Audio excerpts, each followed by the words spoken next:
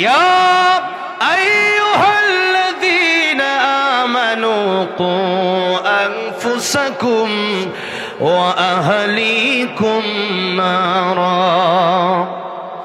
নিজেও জাহান্নামের আগুন থেকে বাঁচাও, পরিবারকেও জাহান্নামের আগুন থেকে বাঁচাও।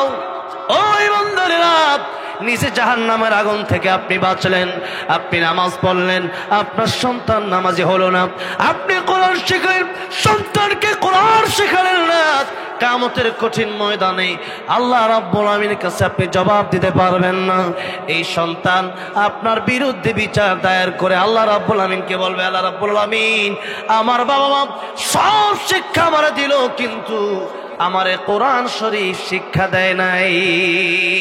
এই জন্য আজকে যদি আমাকে জাহান্নামে যেতে হয় কোরআন না শেখার কারণে, তাহলে আমি একা জাহান্নামে যাব না, বরং আমার বাবা মা সহ আমাকে আপনি জাহান্নামে দেন। তাহলে এই সন্তানের কারণে কোনো বাবা মা কি জাহান্নামে যেতে চায়? বলেন, যেতে চায়? চায় না। সুতরাং এই সন্তানকে কোরআন শরীফ শেখানোর দরকার আছে না নাই? আছে। এবার আসেন 2 নম্বরে, কোরআন শরীফের 2 নম্বর অর্থ হচ্ছে উপদেশ। 2 নম্বর অর্থ কি? উপদেশ। আল্লাহ রাব্বুল আলামিন বলছেন, ফাযাক্কির বিল কুরআনি মান ইয়াখাফু ওয়াঈদ। এই যে আয়াত, এখানে যে ফাযাক্কির, এই জিকির অর্থ হচ্ছে উপদেশ। এই জিকির অর্থ কি? উপদেশ। আবার সূরা গাশিব আল্লাহ রাব্বুল আলামিন বলছেন, ফাযাক্কির ইন্নামা আনতা মুযাক্কির লাস্তা আলাইহিম বিমুসাইতির। ওগো নবী, আপনি উপদেশদাতা, আপনি উপদেশ দেন। আপনি শাসক নন, তাদেরকে মেরে পিটায়া মানুষ বানানো সম্ভব না। কারণ জেলে দিলে দেখা যায় অনেক সময় চোর ডাকাত হয়ে বের হয়, কিন্তু দাওয়াত ও তাবলীগের কাজে গেলে পরে, কোরআন শরীফের আলোচনা শোনার পরে অনেক মানুষ ডাকাত থেকে আল্লাহর ওলি হয়ে যায় কোরআনের উপদেশের কারণে। ঠিক না বে ঠিক? ফুজাইল ইবনে আয়াজ রাহমাতুল্লাহ আলাইহি, এই ফুজাইল ইবনে আয়াজ রাহমাতুল্লাহ আলাইহি ছিল ডাকাতের সর্দার। কি ছিল? ডাকাতের সর্দার, লিডার, গ্রুপ লিডার। রাতের বেলায় গভীর রজনীতে ডাকাতি করার জন্য জঙ্গলের মাঝখানে গেল। সব ডাকাতের দলের সব লোকদেরকে পাঠিয়ে দিল ডাকাতি করার জন্য। ডাকাতের সর্দার কিন্তু তার মনে চিন্তা হলো, সারা রাত তারা ডাকাতি করবে, আর আমি জঙ্গলের মাঝখানে একা একা কি করব? কিছু একটা করি। নামাজে দাঁড়ায় যাই, চাদর বিছায়া নামাজে দাঁড়ায় গেছে। আল্লাহু আকবার। রাস্তার মাঝখান দিয়ে একজন পথিক যাচ্ছে হেঁটে হেঁটে, তার সাথে কিছু টাকা পয়সা, মাল সামানা। চিন্তা করলো, এগুলা নিয়ে যদি রাস্তা দিয়া যায়, আমাকে মনে হয় ফুজাইল ইবনে আয়াজের লোকেরা ধরবে, এখানে ডাকাত আছে সে জানে।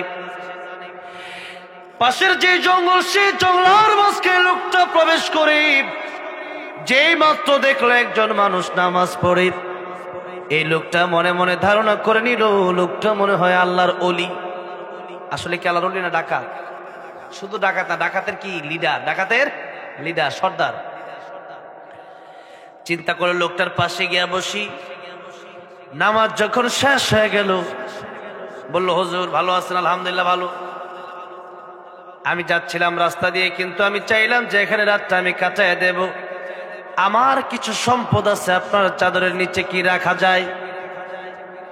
ফুজাইল ইবনে আয়াজ রাহমাতুল্লাহ আলাইহি বললেন, অবশ্যই তুমি রাখতে পারো। লম্বা ঘটনা। নামাজ শেষ হয়ে গেল, অনেক কথা হলো। তাহাজ্জুদের সময় যখন হয়ে গেল, ফুজাইল ইবনে আয়াজ রাহমাতুল্লাহ আলাইহি চলে যাবেন তিনি। ডাকাতের সব লোকেরা তার সামনে এনে মালগুলো রাখা শুরু করলো, সম্পদ রাখা শুরু করলো। যে সম্পদগুলো সারা রাত ডাকাতের লোকেরা মানুষের কাছ থেকে ছিনতাই করে নিয়ে এসছে। ফুজাইল ইবনে আয়াজ রাহমাতুল্লাহ আলাইহি চলে যাবেন, কিন্তু পথিকের আর বোঝার বাকি রইল না। ফুজাইল ইবনে আয়াজ রাহমাতুল্লাহ আলাইহি তিনি যে আসলে সেই ডাকাত, আসলে সে আর না। তিনি চলে যাবেন। পথিক চলে যাওয়ার আগে সম্পদের মহাব্বত কার নাই, যার কারণে বললেন, হুজুর আমি তো আপনার লেবাস দেখে আপনার চাদরের নিচে আমার সম্পদগুলো রেখে দিয়েছিলাম, এই সম্পদগুলোকে আমি নিয়ে যেতে পারি। ফুজাইল ইবনে আয়াজ রাহমাতুল্লাহ আলাইহি বললেন, নির্ভয়ে তুমি তোমার সম্পদ নিয়ে যেতে পারো। বলেন সুবহানাল্লাহ। ডাকাতের অন্যান্য লোকেরা বললেন, আমির সাহেব, লিডার, এই সম্পদগুলো আমরা মানুষকে ছুরি ধরে চাকু ধরে এনেছি, আর আপনি এই সম্পদগুলা তার কাছ থেকে পেয়ে আপনি রাখলেন না। কারণ কি? ফুজাইল ইবনে আয়াজ রাহমাতুল্লাহ আলাইহি বললেন, এই সম্পদ সে আমাকে আল্লাহর ওলি মনে করে দিয়েছে, লেবাস দেখে দিয়েছে, নামাজে দেখে দিয়েছে। আমি যদি তার সম্পদ নষ্ট করি তাহলে আগামীতে অন্য নামাজি ব্যক্তি দেখলে সে মনে করবে ও মনে হয় ডাকাত, অন্য জুব্বাওয়ালা যাই নামাজওয়ালাকে দেখলে সে মনে করবে সেও ডাকাত। সুতরাং আমি আল্লাহ নবীর সুন্নতে কোনো কালি লাগাতে চাই না, তার সম্পদ আমি তারে ফিরিয়ে দিলাম। শেষ রজনীতে ফজরের নামাজের আগে যে মুহূর্তে তার বাড়িতে প্রবেশ করবে ফুজাইল ইবনে আয়াজ, এমনি শুনছে তার আগে আরেক বাড়ি, ওই বাড়িতে একজন কারি সাহেব আল্লাহর কোরআন শরীফ থেকে তিলাওয়াত করতেছেন। আলাম ইয়ানি লিল্লাযীনা আমানু আন তাখশা কুলুবুহুম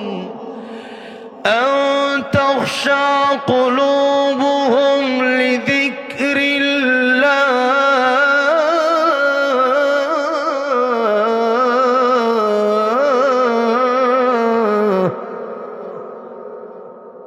ওই ইমানদারেরা, আর কত চুরি করবা, আর কত ডাকাতি করবা? এখনো কি আল্লাহকে ভয় করার সময় হয় নাই? কবর কি যাওয়া লাগবে না? এই আয়াত যখন শুনছে ফুজাইল ইবনে আয়াজ রাহমাতুল্লাহ আলাইহি মনে করলো যেমন হয় আমাকেই বলতেছে কথাটা, অথচ কোরআন শরীফের এই আয়াতটা আছে না নাই? আছে। কারি সাহেবের দরওয়াজায় নক করলেন, কারি সাহেব দরজা খোলেন। কারি সাহেব দরজা খুলে তাকায় দেখতেছে ডাকাতের লিডার চলে আসে তার বাড়ির সামনে। ফুজাইল ইবনে আয়াজ রাহমাতুল্লাহ আলাইহি ডাক দিয়ে বললেন, কারি সাহেব, কত মানুষ আমার বোঝানো ডাকাতে ছেড়ে দেওয়ার জন্য, কিন্তু আজকে আল্লাহর কোরআন শরীফের একটা আয়াত আপনি তেলাওয়াত করছিলেন, আমি সেই আয়াত শুনে আপনার বাড়ির সামনে এসেছি। কারি সাহেব, সেই আয়াতটাকে আমারে আরেকটা বার আপনি তেলাওয়াত করে শোনাবেন। জোরে বলেন আল্লাহু আকবার। কারি সাহেব চিন্তা করলো, আমি যদি আয়াত তেলাওয়াত করি আবার নিয়ে আমার ছুরি দিয়া ফাড় দেয়, নাকি আমার ঘরে আসছে ডাকাতি করার জন্য। এমনি ফুজাইল ইবনে আয়াজ রাহমাতুল্লাহ বুঝতে পেরে সাথে সাথে বললেন, কারি সাহেব আপনি ভয় পাবেন না, নির্ভয় আপনি কোরআনের তেলাওয়াত আমার আরেকটা বার শোনান। কারি সাহেব তেলাওয়াত আবার শুরু করে দিল। ألم يأن للذين آمنوا أن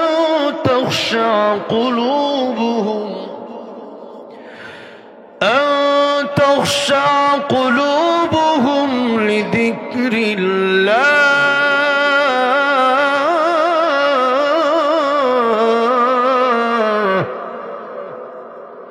যেই মাত্র কারি সাহেব কোরআন শরীফের আয়াত তেলাওয়াত করতেছে, কারি সাহেব তাকে দেখতেছে ডাকাতের লিডার ফুজাইল ইবনে আয়াজের চোখ দিয়ে দর দর করে পানি পড়তেছে। ফুজাইল ইবনে আয়াজ রাহমাতুল্লাহ আলাইহি বললেন, ও কারি সাহেব, জীবনের বেশিরভাগ সময় আমি নষ্ট করে দিয়েছি মানুষের হক নষ্ট করে।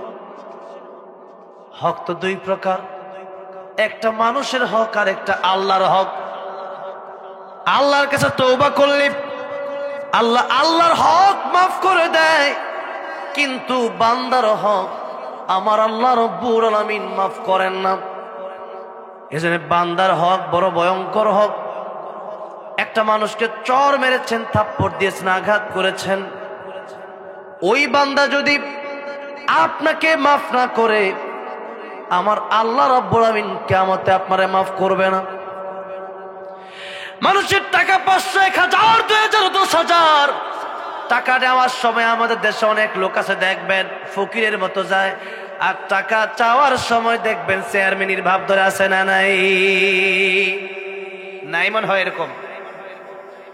কোরআন শরীফের সবচেয়ে বড় সূরা কোনটা? সূরা বাকারা। সবচেয়ে বড় আয়াত কোনটা?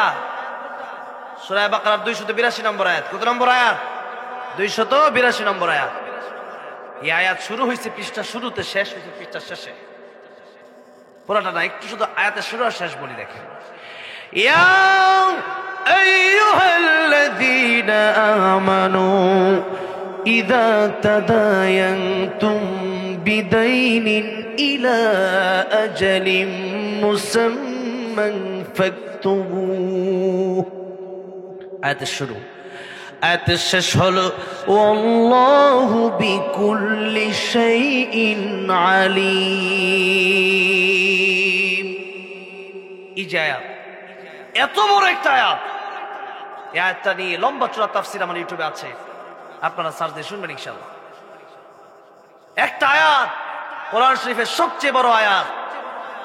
এই আয়াতটা আল্লাহ রাব্বুল আলামিন নাজিল করলেন লেনদেন সম্পর্কে। কি সম্পর্কে? কি সম্পর্কে?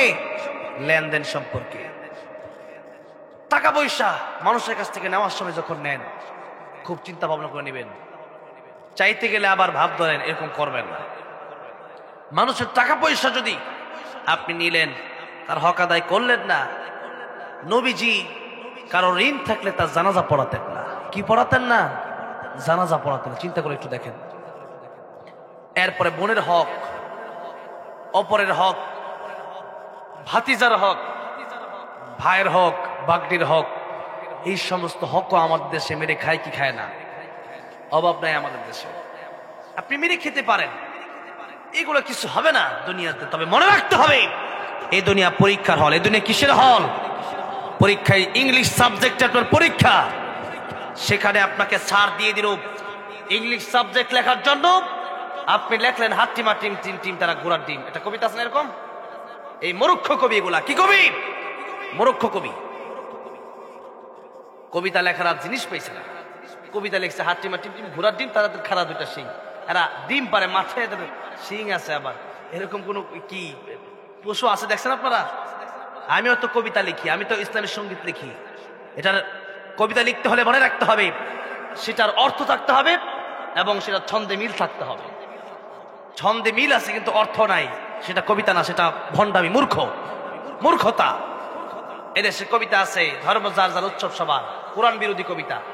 কি বিরোধী কবিতা? কোরআন বিরোধী কবিতা এগুলা। এই জন্য কবিতা শেখানোর সময় খুব বুঝেছ এই যে কবিতা কি বলছে, ইসলামী সঙ্গীত কি বলছে, নাতে রাসূল সাল্লাল্লাহু আলাইহি ওয়াসাল্লাম কি বলছে। আমাদের দেশে অনেক নাত আছে যেগুলোতে শিরিক, যেগুলাতে কুফর। এই জন্য ইসলামী সঙ্গীত, কয়েকদিন আগে দেখলাম এক শিল্পী ইসলামী সঙ্গীত গাচ্ছে, বাড়িওয়ালা নাই রে বাড়ি নাই রে দুনিয়াতে, গাচ্ছে আর হাসতেছে। আমি কেমন ওটা কি শিল্পী? ওটা তো পিটানো দরকার। কি সঙ্গীত গাচ্ছে? এক লোক মারা গেছে, তো তার জানাজায় গেছে, গায়ে হাসতেছে, বাড়িওয়ালা নাই রে বাড়ি নাই রে দুনিয়াতে। তুমি কি আরে কি শিল্পী? গাচ্ছে কবরের গান, গাচ্ছে মরণের গান, তার ভিতরে কোনো অনুভূতি নাই। আর সে বুঝতেছে না কি গাচ্ছে।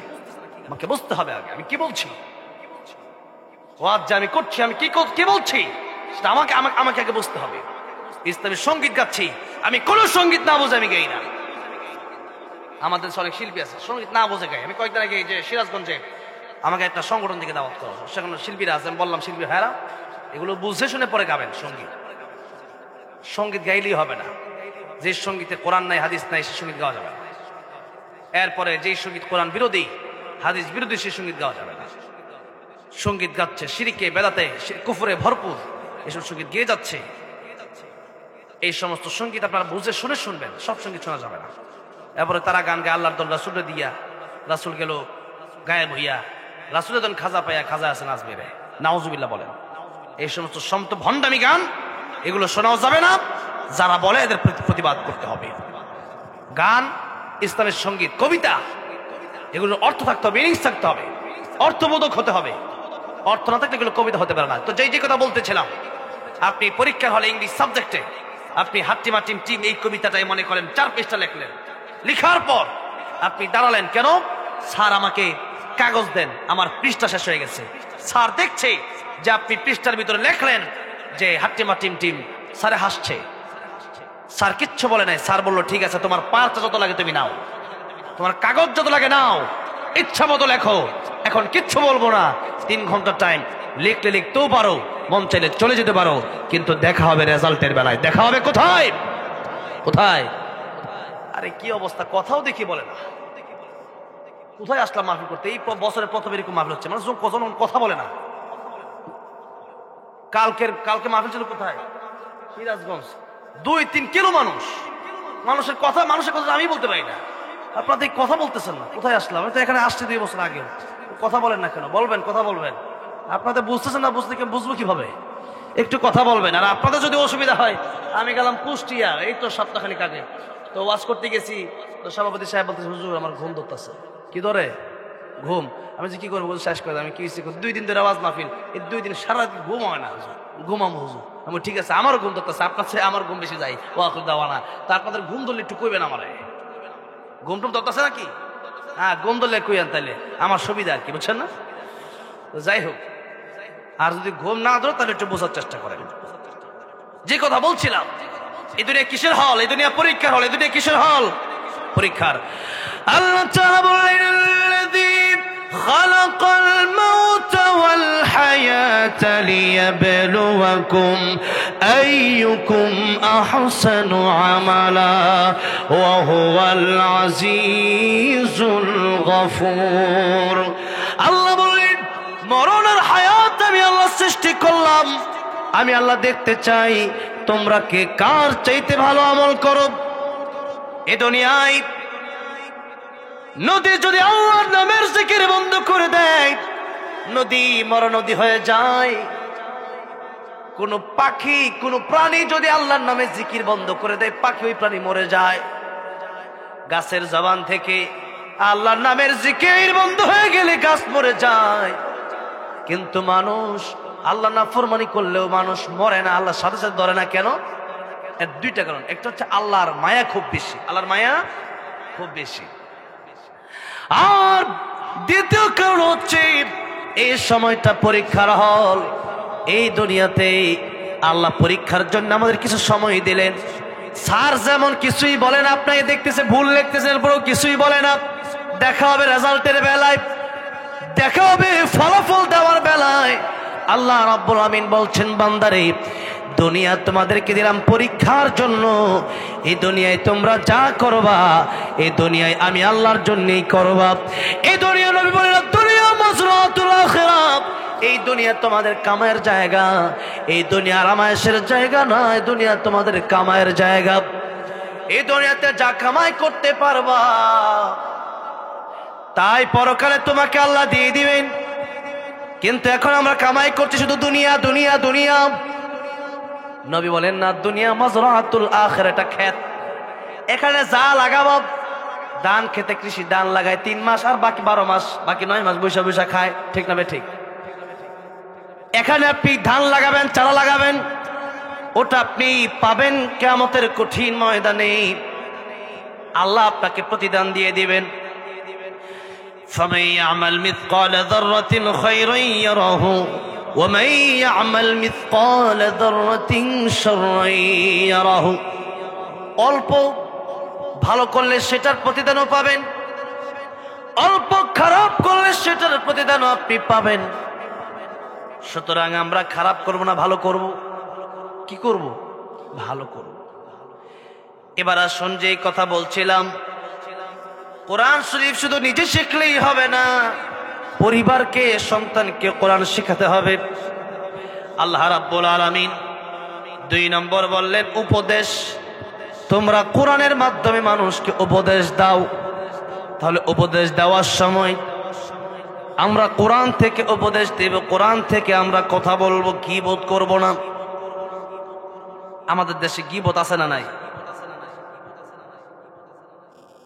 গীবত যারা করবেন এদের ক্ষতিটা কোন জায়গায়? কিয়ামতের ময়দানে আপনার গীবত করার কারণে আপনার নেক আমল দিয়ে দিতে হবে তারে, তার গুনাহ আল্লাহ আপনার দেয়া বলবে তুই জাহান্নামে যা। তাহলে গীবত করা যাবে? যাবে না। ওয়ালা ইয়াগতাব বা'দুকুম বা'দা আইয়ুহিব্বু আহাদুকুম আন ইয়াকুলা লাহমা আখিহি মাইতান ফাকারিহতুম। আল্লাহ বললেন তোমরা কি এমনটা পছন্দ করো যে মৃত ভাইয়ের কাঁচা গোশত তোমরা চাবায় চাবায় খাবা? কেউ খায় এটা? আল্লাহ বলেন এটা যেমন হারাম, আমি আল্লাহ গীবত কেউ হারাম করে দিলাম। গীবত বলেন মানে অন্য মানুষের হক নষ্ট। গীবত কারে বলে? আল্লাহ নবীকে জিজ্ঞেস করে হলো ইয়া রাসূলুল্লাহ গীবত কারে বলে? নবী বললেন গীবত বলা হয় একজন আরেকজনের দোষ তার অগোচরে বলা, এটার নাম কি? গীবত, পরনিন্দা। তাহলে আমরা গীবত করব না ছাড়বো?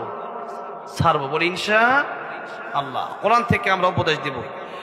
আল্লাহ রাব্বুল আলামিন 3 নম্বরে এই কোরআন শরীফের এই জিকিরের ব্যাখ্যা করতে গিয়ে সূরা জুমায় বলছেন ইয়া আইয়ুহাল্লাযীনা আমানু ইযা নুদিয়া লিস-সালাতি মিন ইয়াউমিল জুমআতি ফাসআউ ইলা যিকরিল্লাহি ওয়া যারুল বাই' ذلكم خير لكم إن كنتم تعلمون। এখানে ফাসআউ ইলা যিকরিল্লাহ, এই দেখেন যখন জুমার নামাজে ডাকা হয় তখন তোমরা নামাজের দিকে দৌড়াও। কোন দিকে দৌড়াও? নামাজের দিকে দৌড়াও। তাহলে জিকির শব্দের অর্থ আমরা 3 নম্বরে পেলাম নামাজ। 3 নম্বরে কি? এই 5-10 মিনিটের ভিতরেই কথাগুলো শেষ করে দেব। এই যে 3টা আর 2টা বাকি আছে, পরে কথা শেষ করে দেবো ইনশাআল্লাহ। এরপরে আমাদের আলোচনা করবেন মুফতি জুনায়েদ আজহারি হাফিজাহুল্লাহ, উনি কথা বলবেন। উনি আসতেছেন, উনি চলে আসবেন। এখন কথা হচ্ছে 3 নম্বরের জিকিরের অর্থ আল্লাহ বললেন ফাসআউ ইলা যিকরিল্লাহ। এই যে জিকির, যিকরিল্লাহ, আল্লাহ জিকির করে, এখানে হচ্ছে নামাজের দিকে দৌড়াও। কোন দিকে দৌড়াও? নামাজের দিকে দৌড়াও। তাহলে 3 নম্বরের জিকিরের অর্থ আমরা কোরআন শরীফ থেকে পেলাম নামাজ। কি পেলাম? নামাজ। নামাজ যদি আপনি না পড়েন ক্ষতিটা কোথায়?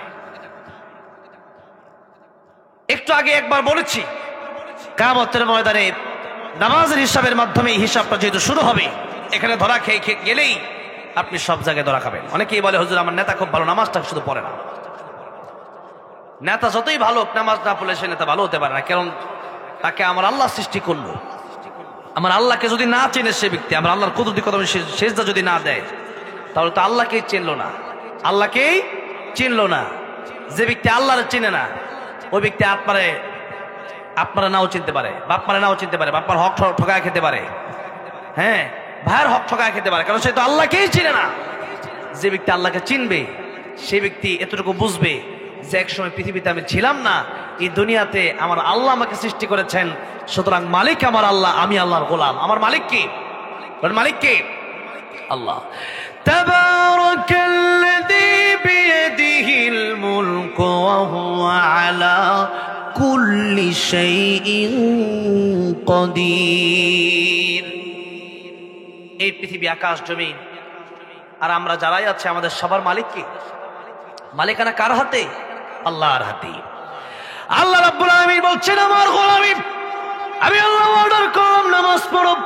নামাজ যদি না পড়ো, আমার গোলামি যদি না মানো, আমি আল্লাহ ঘোষণা দিলাম ইয়া মা'শারাল জিন্নি ওয়াল ইনসি ইন ইসতাতা'তুম أن تنفذوا من أقطار السماوات والأرض فانفذوا لا تنفذون إلا بسلطان আমি আল্লাহর আকাশ জমিন ছেড়ে বের হয়ে যাও আল্লাহর আকাশ জমিন ছেড়ে বের হয়ে যাওয়ার মতো কোনো জায়গা আছে নাই আল্লাহ বলেন তোমাদের আর কোনো জায়গা নাই বাপে মাঝে মধ্যে সন্তানটাকে বাড়ি থেকে বের হও আমার কথা শোনোস না সন্তানকে গেলাম বের হইয়া এবার গেছে নানির বাড়ি বাপে কয়টা আমার শ্বশুর বাড়ি পরে তোর নানির বাড়ি ঠিক না ঠিক এরপরে ঠিকও করে না বেঠিকও করে না জনগণ আল্লাহ আমার জীবনে আমার শিক্ষা হয়ে গেছে আজকে এখানে এরপরে বাপে কয় আসলাম পোলা গেছে শালির খালার বাড়ি পরে বাপে গেছে খালার বাড়ি গিয়া কয় যে এটা আমার শ্বশুর বাড়ি এটা আমার ভাইরার বাড়ি আগে আমার শালির বাড়ি পরে তোর খালার বাড়ি বের হ যে ছেলে আমার কথা শোনে না এই ছেলে আমার শালির বাড়ি থাকতে পারবে না ছেলে গেছে ফুফুর বাড়ি বাপে কয় আগে আমার বোনের বাড়ি পরে তোর ফুফুর বাড়ি ছেলে এবার বুঝছে যে না যেখানে যাব আগে তো আমার বাপ দুনিয়ে আসছে আর বাপের আগে তার আমি আসি নাই ঠিক না ঠিক আগে আমার তোর বাপই আসছে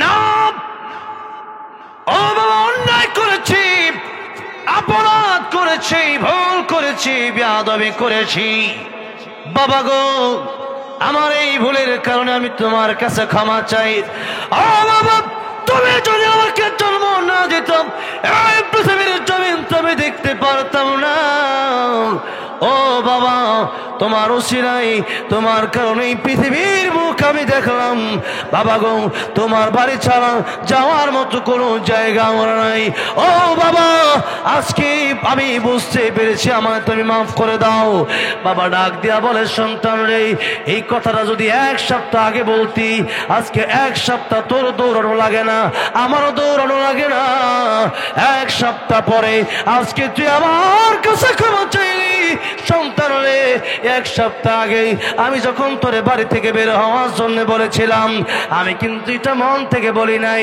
মুখ দিয়া বলেছি যাতে করে তুই আমার কাছে ক্ষমা চাস সন্তান রে আমি তোর ভুল যেন তুই বুঝিস এই জন্য তোরে বলেছিলাম বাড়ি থেকে বের হয়ে যা সন্তান রে এই মুহূর্তে আমার কাছে তুই ক্ষমা চাইলি আমি বাবা হইয়া এই মুহূর্তে তোরে মাফ করে দিলাম বাবা মাফ করে দিয়া এবার দেখা যায় চকলেট কিনে দেয় চিপস কিনে দেয় এবার আদর করে চুমা দেয় যদি কোন ঠিক না ঠিক কেন কারণ হচ্ছে যে আমার সন্তানটাকে তো আসলে আমি বাড়ি থেকে বের হয়ে যাওয়ার জন্য বলি নাই আর একজন বাবা মাকে তার সন্তানকে বাড়ি থেকে আসলে বের হওয়ার জন্য বলে নাকি রাগ কইরা বলে রাগ কইরা গুসা হইয়া যে আমি তোরে বললাম খেতে যাইতে কাজ করলি না দোকানে যাইতে বলছিলাম দোকানে গেলি না তখন বেয়াদবির কারণে বাপ রাগ করে যে আমি না তোরে জন্ম দিলাম আমি তোরে খাওয়াই আর আমার কথা তুই শুনোস না বের হ এখন সন্তান যদি গাওরামি করে যতই গাওরামি করুক অবশেষে ঘুরে কিন্তু বাপের বাড়িতেই আসা লাগবে আর আপনি কই যাবেন দেখেন গিয়া কেউ আপনার জায়গা দিবে না 2-3 দিন করে কেউ আপনার বাসায় খাওয়াবে না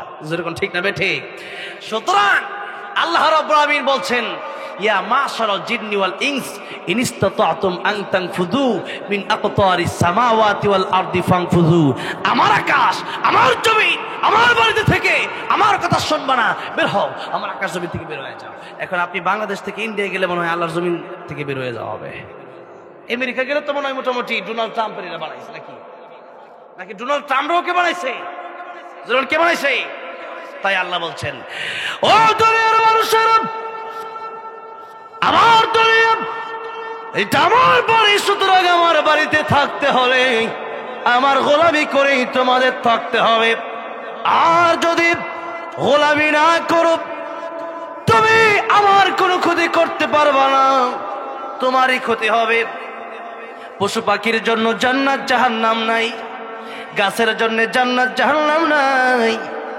নদী আর সাগরের জন্য জান্নাত জাহান্নাম নাই পৃথিবীর মানুষেরা ফারিকুন ফিল জান্নাতি ওয়া ফারিকুন ফিস সাঈর গতকালকে সিরাজগঞ্জে আসার সময় আমাদের প্রাইভেট কারের সামনে একটা পিকআপ গরুকে নিয়ে আসতেছে ওই দিক মানে উত্তরবঙ্গ থেকে গরুকে যখন পিকআপে উঠে নিয়ে যাওয়া হয় দেখবেন গরুর কষ্টে গরুর চোখ দিয়ে পানি পরে মুখ দিয়ে ফেনা বের হয়ে যায় মাঝে মাঝে দেখবেন ট্রাকে যখন গরু নিয়ে যাওয়া হয় তখন খুব আফসোস লাগতেছিল গরুর জন্য যে এই গরুগুলা কত কষ্ট করতেছে যে গরুর মুখ দিয়ে ফেনা বের হয়ে গেছে মানে আমরা তো বসে বসে আসতেছি আর গরু তো দাঁড়ায় রয়েছে, কি মানে জাকি খাইতেছে, এরপরে গরু জাকি খাইতে গরু কইতেও পারতেছে যে আমার কষ্ট হইতেছে, কইতে পারতেছেন। তো এরপরে আমি আবার আমার সাথে আমার সহকারী যাই আমি কইলাম যে এই যে গরু সে যত কষ্টই করুক সে দুনিয়ার সব কষ্টের পর শেষ, জবকেরা খেয়াল আইব শেষ, কিন্তু বিপদ তো আমার, কারণ আমি যদি জাহান্নামে একবার যাই তাহলে উপায় নাই। এই জন্য সাহাবায়ে কেরাম রাদিয়াল্লাহু আনহুম আজমাইন চোখের পানি ছেড়ে কাঁদতেন আর বলতেন, আল্লাহ গো, আমি যদি মানুষ না হইয়া আমি যদি পাতা হয়ে যেতাম, গাছের পাতা, গাছ হয়ে যেতাম, গরু ছাগল যদি হয়ে যেতাম মনে হয় ভালো ছিল। আর মানুষ হলাম, এখন যদি জাহান্নামে যেতে হয় কুকুরের চাইতে নিকৃষ্ট হয়ে যাওয়া লাগবে, কারণ আসহাবে কাফের কুকুরটাও জান্নাতে যাবে, আসহাবে কাফের কুকুরটাও কই যাবে জান্নাতে। আমি আপনি মানুষ হয়ে যদি জাহান্নামে যাওয়া লাগে তাহলে বলেন কুকুর তো আমার চেয়ে ভালো, হুজুর কোন ঠিক না ঠিক? দেখেন আল্লাহ বলতেছেন, লাহুম কুলুবুন লা ইয়াফকাহুনা বিহা ওয়া লাহুম আ'য়ুনুন লা ইউবসিরুনা বিহা ওয়া লাহুম আযানুন লা ইয়াসমাউনা বিহা উলাইকা কাল আন'আমি বাল হুম আদাল উলাইকা হুমুল গাফিলুন।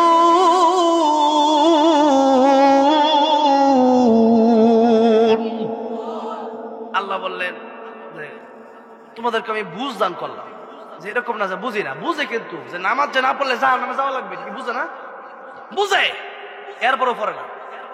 চুরি করা যে খারাপ এটাকে চুরে বুঝে না, ডাকাইতি করা যে খারাপ এটাকে ডাকাইতে বুঝে না, জিনা করা খারাপ এটা যে বেটা করে বুঝে না, বুঝে এরপরও করে। সুদ খাওয়া হারাম, আল্লাহর সাথে যুদ্ধ করা, রাসূলের সাথে যুদ্ধ করা, এটাকে সে বুঝে না, বুঝে এরপরও খায়। সুতরাং সে বুঝার পরেও এই কাজগুলো করলো। কুকুর বিড়াল তো বুঝে না, এই জন্য আরেকবার গাছে লাভের পাতা খায় নিতে হবে, ঠিক না বেঠি? এই মানুষের দাম ফেরেশতার চেয়ে কম না বেশি? বেশি। আবার গরু ছাগলের চেয়েও দাম কম, গরু ছাগলের চেয়ে নিকৃষ্ট। কেন?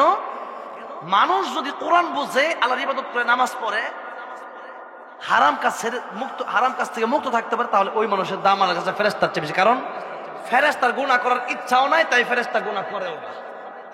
আর মানুষের ফজর নামাজ পড়তে মন চায় না, মন চা ঘুমায় থাকে, এরপরেও নামাজ পড়তে যায়, আল্লাহ কয় এক সময় নিতে পারে না। ফেরেশতার তো ইবাদত করতে মজাই লাগে, আর আমাদের কষ্ট লাগে, এরপরেও আমরা করি, কারণ আল্লাহর হুকুম। আল্লাহ বলে না, ফেরেশতার মানুষ তাই সমান হতে পারে না। ফেরেশতার গুনাহ করতে মনে চায় না, তাই করে না।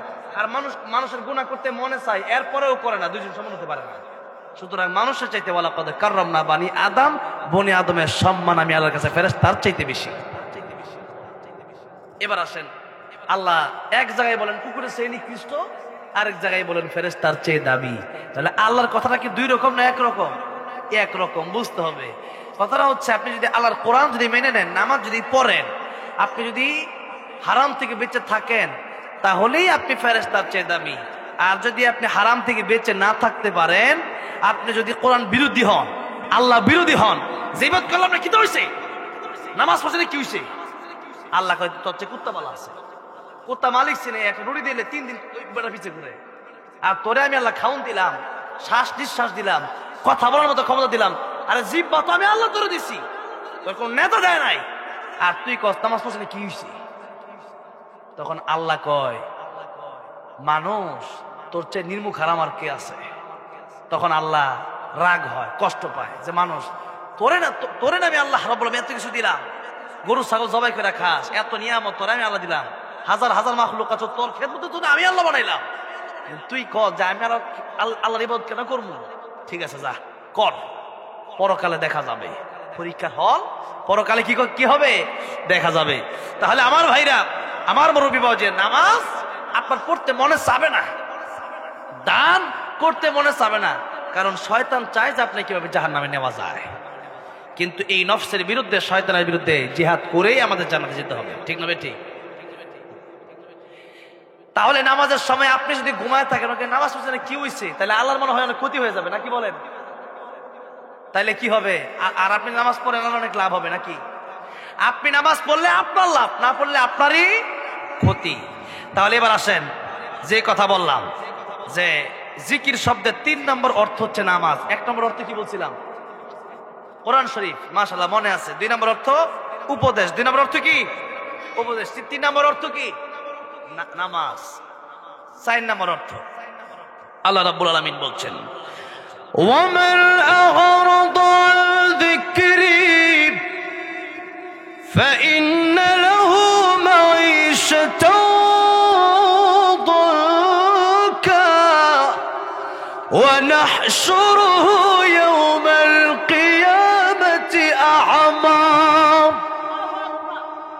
এই কোরআন দেখেন, এখানে আল্লাহ পাক জিকির শব্দ দিয়েছেন, জিক্রি। আল্লাহ বলছেন যারা আমার জিকির থেকে মুখ ফিরিয়ে নিবে এদের জীবন আমি আল্লাহ সংকীর্ণ করে দিব। টাকা পাবে 10 লাখ, কিন্তু খরচ হয়ে যাবে 20 লাখ।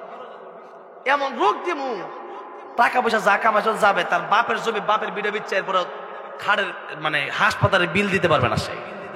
জোরে কোন ঠিক না বে ঠিক?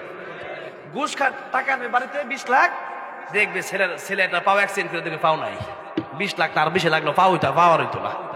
যেরকম ঠিক না বেটি? সন্তান হবে দেখবে প্রতিবন্ধী, হাত নাই পাও নাই চোখ কানা লাল্লা। তাহলে এই টাকা দিয়ে কি হবে? জীবন আমি আল্লাহ সংকীর্ণ করে দেবো, শান্তি পাবে না। বউর খুব 1 গ্লাস পানি এনে দেবো, বউকে ভাই পানি আনতাম কেটে গিয়া, তোর পানি তুই না খা। বুঝেন নাই?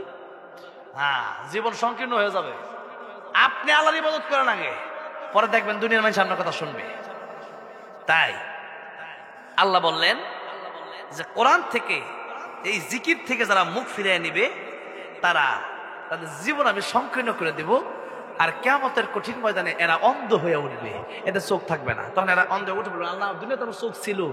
আল্লাহ বলবেন যে তোমাদের দুনিয়াতে চোখ আমি আল্লাহ দিয়েছিলাম, কিন্তু চোখের তোমরা কদর করো নাই। চোখ দিয়া দেখা কোরআন শরীফ পড়ার কথা ছিল, তা না পড়া খালি বেপরদা নারী দেখছো। আজকে যাও, চোখ আমি আল্লাহ ফিরিয়ে নিলাম, এখন তুমি পারলে চোখ বানালো। আছে কারো ক্ষমতা? একটা চোখ বানানোর ক্ষমতা পৃথিবীর কারো আছে? নাই। নিয়ামতে ভরা, ওয়াইন তাউদ্দু নিআমাতাল্লাহি লা তুহসুহা, গণনা করে আপনি শেষ করতে পারবেন না। ওই যে কয়েকজন মিলা খালি গপ্প, কেন ভাই কি দরকার? কেন গপ্প করা দরকার ভাই? দরকার কি ভাই? আমি 5 মাস গল্প করা যাবে না। আমি তো এখানে বলতেছি, এমনি বলতেছি, একটা ওয়াজকে আমি এমনি করতেছি, এখানে কোরআন তাফসীর করতেছি, এখানে ওই বাবার কিচ্ছা বলতেছি না তো। এখানে 2-3 দিন গল্প করলে মেজাজ গরম হয়ে যাবে মিয়া। তাহলে আমিও তোমাদের সাথে গল্প করি, আসো। পরিবেশ নষ্ট করা যাবে না। মন চাইলে বাইরে গল্প, এখানে তো অনেকে বাইরে হাঁটতেছে, মেলায় ঘুরতেছে, দোকানে ঘুরতেছে, গরু এখানে বসে যদি কথা বলে 5 জন মিলে কিন্তু মেজাজ গরম হয়ে যাবে। আর এই যে তোমরা মাঝে ছাত্র ভাইয়ারা, তোমরা যদি এরকম বলতো আমরা কি মানুষ কি বলবো? আমি নরম মানুষ, আবার খুব গরম মানুষ, এটা কাউরে গুনি নাই, মানুষ কাউরে গুনি না। আমি যদি জানি আমি সঠিক, তাহলে কারে গুনবো আমি? ওই লতিফ সিদ্দিকী একটা আসছে, এই মন্ত্রী থাপড়ে কিনেছিলাম, কেন কথা বলবে আমার আগে উল্টা পাল্টা কথা?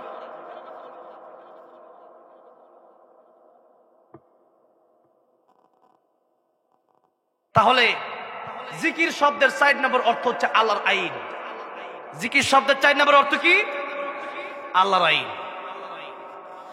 আল্লাহ রাব্বুল আলামিন বলছেন, তোমরা আমার আইন মেনে নাও। আল্লাহর আইন মানে গোটা কোরআন শরীফ আপনার মেনে নিতে হবে, রাসূলুল্লাহর জীবনে আপনার মেনে নিতে হবে।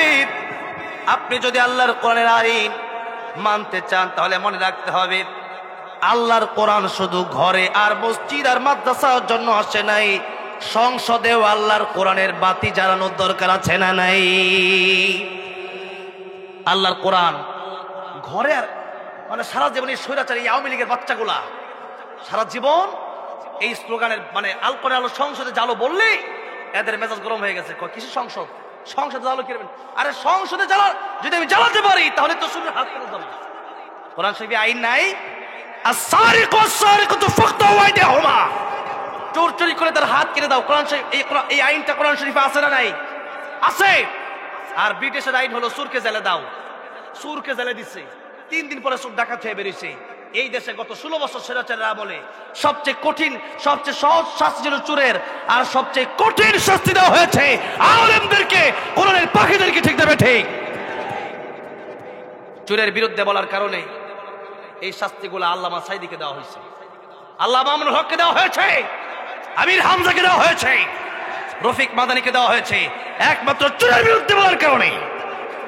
চোরের শাস্তি যদি বাংলাদেশে আরো আগে হয়ে যেত, এই দেশে যদি এই আইনটা থাকতো যে চোরের হাত কেটে দেওয়া, বাইতুল মোকাররমের সামনে মিডিয়ার সামনে যদি হাতগুলো কেটে দেওয়া হতো, স্বৈরাচার গোলা যখন দিল্লিতে গেছে, বাংলার জনগণের কোটি কোটি টাকা নিয়ে দিল্লি পালাতে পারতো না। এই সবগুলো চোর ছিল, চোরের লিডার ছিল এক একটা, এমপি মন্ত্রীগুলো সবগুলা, এক দুজন ভালো ছিল, সবই ছিল এক একটা চোরের লিডার। তার মানে যখনই চোরের বিরুদ্ধে বলছে এদের গায়ে লাগছে। এই জন্য চোর এদের হাত কাটতে হবে, এটা হচ্ছে কোরআনের আইন।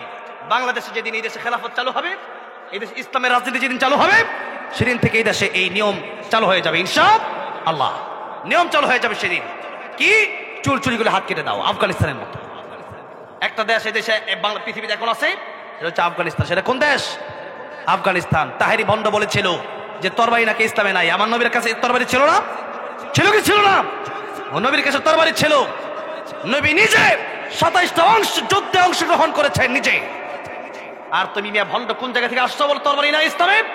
সবই ইসলামে আছে। ইসলাম শুধু মিষ্টি খাওয়ান শিখায় নাই, ইসলাম শিখিয়েছে ইসলাম রক্ষার জন্য, কোরআন রক্ষার জন্য কিভাবে যুদ্ধ করতে হয় তরবারি দিয়া, তাও ইসলাম শিখিয়েছে। ঠিক না বেঠিক? ইসলাম মানতে আসছে। কি ইসলাম মানবে?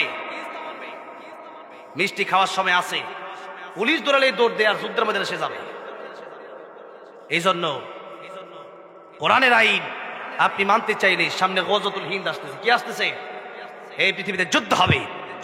ইতিমধ্যে নিউজ চলে এসেছে, পশ্চিম দিক থেকে সূর্য উঠবে, কিয়ামতের আলামত। এরপরে এই পৃথিবীতে যে যুদ্ধ হবে গজওয়াতুল হিন্দ, সেই গজওয়াতুল হিন্দের জন্য প্রস্তুতি নেন। সেই গজওয়াতুল হিন্দে যারা যাবে না, এরা মুনাফিক হয়ে মরবে। কি হয়ে মরবে? আল্লাহ বলছেন, ইন্নাল মুনাফিকিনা ফিদ দারকিল আসফালি মিনান নার ওয়া লান তাজিদ লাহুম নাসীরা। কিয়ামতের ময়দানে সবচেয়ে কঠিন শাস্তি হবে মুনাফিকের। জাহান্নামের সবচেয়ে তলদেশে থাকবে মুনাফিকেরা, আর এদের জন্য ওয়া লান তাজিদ লাহুম নাসীরা, কোন সাহায্যকারী কিয়ামতে খুঁজে পাওয়া যাবে না। সুতরাং আপনারা কি মুনাফিকে মরতে চান? আপনারা কি কাপুরুষ বেঈমান হয়ে মরতে চান? ইমানদার হয়ে মরা লাগবে। কি হয়ে মরা লাগবে?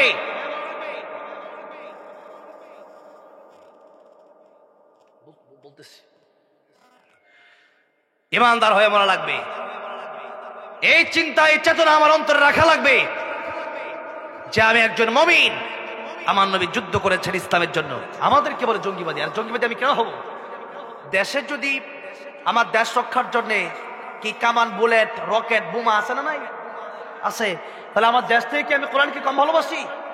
যদি বলেন আমার দেশের চেয়ে আমার ইসলাম বড়, আমার দেশের চেয়ে আমার কোরআন বড়, আমার দেশের চেয়ে আমার আল্লাহ বড়, আমার দেশের চেয়ে আমার রাসূল বড়, সুতরাং দেশকে আমরা ভালোবাসি। তবে দেশকে রক্ষা করার জন্য যদি তলোয়ার লাগে, বোমা লাগে, কামান লাগে, রকেট লাগে, তাহলে আল্লাহর কোরআন রক্ষার জন্য কামান, বোমা, এরপরে তরবারির দরকার আছে না নাই? তখন কেন জঙ্গি বলো? কথা সত্য, মতলব খারাপ। সত্য কথা মানুষকে বুঝাইতে চাও, তোমাদের সব মতলব খারাপ। এই জন্য সেই সময়ের জন্য প্রস্তুতি নেন, গজওয়াতুল হিন্দের জন্য প্রস্তুতি নেন। ডাক দিলে সবাই বের হয়ে যাবেন। যদি বের না হন, আপনি মুনাফিক হয়ে মরবেন। আপনি আজ নয় কাল মরবেন। আল্লামা সাইদি বলেছিলেন, বিড়ালের মতো 500 বছর বেঁচে থাকার কোনো লাভ নাই, সিংহের মতো 1 ঘন্টা বাঁচতে চাই। ঠিক না বেঠি? আপনি বিড়ালের মতো বসে আছেন। আইনুদ্দিন আজাদ রহমতুল্লাহ আলাইহি বলেছিলেন, কি বলেছিলেন? মসজিদের কোণে বসে জিকির যত করই কষে, মসজিদের কোণে বসে জিকির যত করই কষে, এভাবে যায় না পাওয়া আল্লাহকে, এভাবে যায় না পাওয়া আল্লাহকে। কি হবে বেঁচে থেকে অযথা বিদ্যা শিখে, যদি না গড়তে পারো শোষণবিহীন সমাজটাকে? কি হবে বেঁচে থেকে, কি হবে বেঁচে থেকে? ঠিক না ঠিক? এই জন্য আল্লাহর কোরআন দিয়ে আমরা দেশটা চালাতে চাই। আমি বলেছি এক মাহফিলে যে আমি প্রধানমন্ত্রী হতে চাই, তখন একজন হাসেন, তাই তুমি হাসো কেন? আপনি প্রধানমন্ত্রী, আমি কি ছুটকাপাট কাজ চালাবো নাকি? আমি চালাবো, দেশ চালাবো। আমি চাই গোটা দেশটা ইসলামের জন্য করে দিতে, গোটা দেশে ইসলাম চালু হোক, সেটা আমি চাই। আপনারা চান কি চান না? কারা কারা চান দেখি তো? লিল্লাহি তাকবীর, লিল্লাহি তাকবীর। আল কোরআনের আলো, আল হাদিসের আলো, লিল্লাহি তাকবীর। হাত তোমরা আল্লাহ কবুল করেন। দেশে যদি ইসলাম থাকে, চুরি বন্ধ হবে, ডাকাতি বন্ধ হবে। দেশের ওসি যারা থাকবে তারা কোরআন শরীফ পড়া লাগবে, নামাজ পড়া লাগবে, নামাজ বাদ দেওয়া যাবে না। নেতা যেগুলো হবে সবই নামাজ পড়া লাগবে। নামাজ পড়ে না কিছু না, নেতা হয়ে বসে। কিসের নেতা? নামাজ পড়তে হবে। নেতা আগে কি হবে? নেতা মানে ইমাম, ইমাম মানে নেতা, ইমাম মানে কি? নেতা। নেতা হবে ইমাম, যে ব্যক্তি নামাজ পড়াতে পারে। থানার ওসি সেখানে ইমামতি করবে। এমপি সাহেব যেখানে যাবে, এমপি সাহেব দ্বারা থাকবে, এমপি সাহেব ইমামতি করবে কি? ইমামতি করার যোগ্যতা আসাদুরের কথা, নামাজ পড়ারই যোগ্যতা নাই। কোরআন শরীফ পড়া নেতা হয়ে বসে আছে, ওটা তো খেতাও না। এই জন্য নেতা বানাবেন যারা আল্লাহর কোরআন পড়ে, এদেরকে নেতা বানাবেন। দেশ সুন্দর হয়ে যাবে, দেশ চলবে আগে আগামীতে ইনশাআল্লাহ। আসছে বাংলাদেশে সব বন্ডগুলা ধরে, সব বন্ডগুলা পালানোর জায়গা পাবেন ইনশাআল্লাহ। একটা বন্ডকে আমরা ছাড় দেবো না ইনশাআল্লাহ। দেশে আসছে ইসলামের রাজনীতি, আসছে দেশে ইনশাআল্লাহ। খুব দ্রুতই আপনারা দেখতে পারবেন ইনশাআল্লাহ। এই দেশে ইসলামের রাজ আল্লাহ কায়েম করে দাও বলেন আমিন। আমার ভাইরা, আমার মুরব্বি ওয়াজিরা, যে কথা বলছিলাম 4 নম্বরে আল্লাহ রাব্বুল আলামিন বলেন ওয়ামান আরাদা আন যিকরি, তার মানে আল্লাহর আইন থেকে যারা মুখ ফিরিয়ে নেবে। আমি ভাই প্রথমেই বলেছিলাম জিকির মানে শুধু সুবহানাল্লাহ আলহামদুলিল্লাহ না। জিকিরের এই 5টি অর্থের 4 নম্বর অর্থ হলো আল্লাহর আইন। আল্লাহর আইনের লম্বা ব্যাখ্যা। 1 নম্বর ব্যাখ্যা হচ্ছে কোরআন শরীফ। এই কোরআন শরীফে যা আছে আপনাকে তা মেনে নিতে হবে। আপনি যদি না মানেন আপনি জাহান্নামে যাবেন, আপনি যদি মানেন আপনি জান্নাতে যাবেন। এখন আপনি কি করবেন? আপনার ডিসিশন। একদিকে আগুন আছে, আরেকদিকে শান্তি আর শান্তি, এসির বাতাস আছে। একদিকে ডাকাত আছে, একদিকে চোর আছে, শয়তান আছে, আর একদিকে আপনার জন্য আল্লাহ হুর রেখে দিছে, হাজার হাজার রকম খাবার রেখে দিছে। আপনি কোন দিকে যাবেন? জান্নাতের দিকে যাবেন নাকি জাহান্নামের দিকে যাবেন? এটা আপনি ডিসিশন নেন। আপনি যদি মনে করেন আমার জান্নাতে যাওয়া লাগবে, আপনি কোরআনের আইন মেনে নেবেন। আপনি যদি মনে করেন আমার জান্নাত আর জাহান্নাম একটা হইলেই হয়েছে, তার আপনার দরকার নাই। আপনার একটা কঠিন ডিসিশন, আপনি একটা কঠিন ডিসিশনের মাধ্যমে আজকে আপনি আল্লাহর পথে যেতে পারেন। সুদ ছেড়ে দিতে পারেন, ঘুষ ছেড়ে দিতে পারেন, চুরি ডাকাতি ছেড়ে দিতে পারেন, মানুষের হক খাওয়া ছেড়ে দিতে পারেন, মানুষকে কষ্ট দেওয়া ছেড়ে দিতে পারেন, মিথ্যা ছেড়ে দিতে পারেন, নামাজ ধরতে পারেন। ডিসিশনের মাধ্যমে আপনাকে হিম্মত করতে হবে। আর আপনি যদি কোনো ওইসে এই অলসতার কারণে মানুষ জাহান্নামে চলে যাবে, আপনি জাহান্নামে লাকড়ি হয়ে যাবেন অলসতার কারণে। কিসের কারণে? অলসতার কারণে। এই জন্য মুমিন অলস হবে না, মুমিন হবে কর্মঠ। মুমিন কি হবে? কর্মঠ হবে, কাজ করবে আল্লাহর জন্য। 5 নম্বরে আল্লাহ রাব্বুল আলামিন জিকিরের কথা বললেন, ফাযকুরুনি আযকুরকুম ওয়াশকুরুলি ওয়ালা তাকফুরুন। আল্লাহ বললেন তোমরা যদি আমার জিকির করো, আমি আল্লাহ তোমাদের জিকির করব। সুবহানাল্লাহ। আমাকে তোমরা স্মরণ করো। আল্লাহ রাব্বুল আলামিন অন্য আয়াতের ভিতরে বলছেন ফাইদা কুদিয়াতিস সালাতু ফান্তাশিরু ফিল আরদি ওয়াবতাগু মিন ফাদলিল্লাহি ওয়াযকুরুল্লাহা